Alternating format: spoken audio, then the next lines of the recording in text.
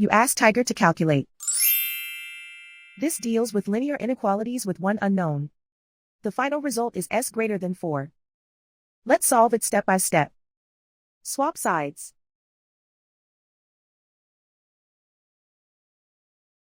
Group all constants on the right side of the inequality. Subtract 18 from both sides.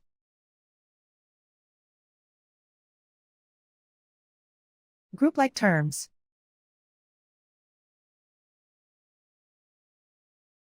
Simplify the arithmetic.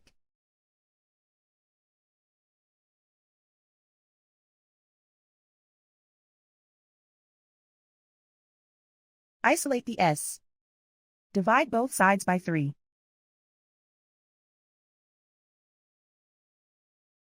Simplify the fraction.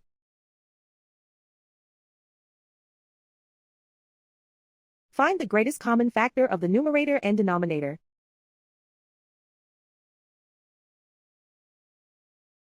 Factor out and cancel the greatest common factor.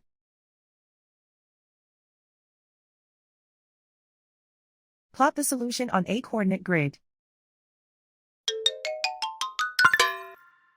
And so the final result is s greater than 4.